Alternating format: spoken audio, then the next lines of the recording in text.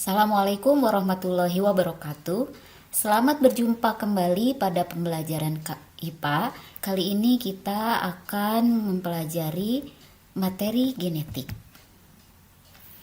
Kalian mungkin masih ingat pada pembelajaran sebelumnya bahwa sifat dari orang tua diturunkan kepada keturunannya. Nah, seperti kalian dapat lihat juga pada foto ini, sifat dari kulit putih dari kedua anak ini diturunkan dari ayahnya. Mengapa hal itu bisa terjadi?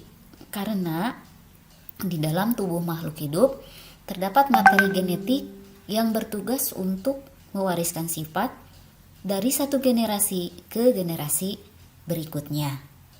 Pertanyaannya, di manakah materi genetik itu berada? Dan apakah materi genetik itu?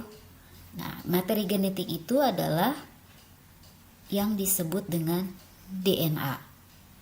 DNA adalah materi genetik yang berbahan protein dan bertugas untuk mewariskan sifat dari orang tua kepada keturunannya. Di manakah DNA itu berada? Mari kita lihat pada gambar berikut ini.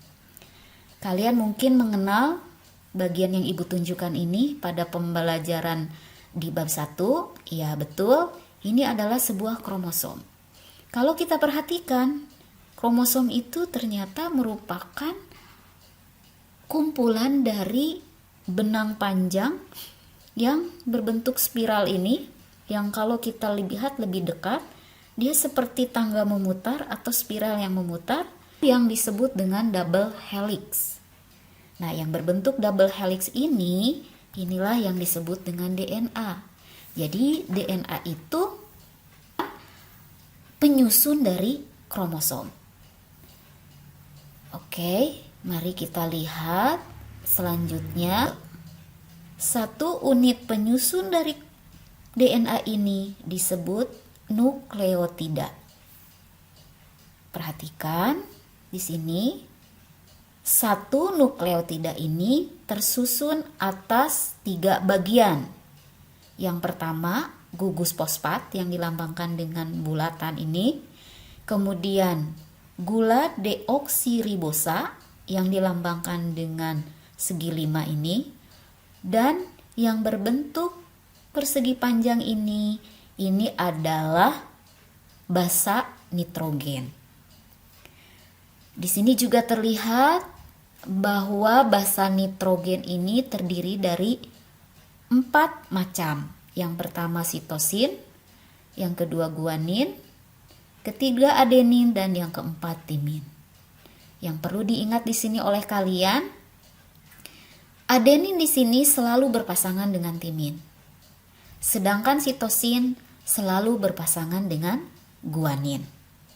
Jika susunannya itu hanya gula deoksiribosa dan basa nitrogen, itu disebut satu nukleosida. Nah, mari kita perhatikan lagi. Nah, di sini kita lihat sepanjang dari DNA ini terdiri dari nukleotida-nukleotida, di mana kombinasi dari beberapa nukleotida itu akan membentuk satu gen.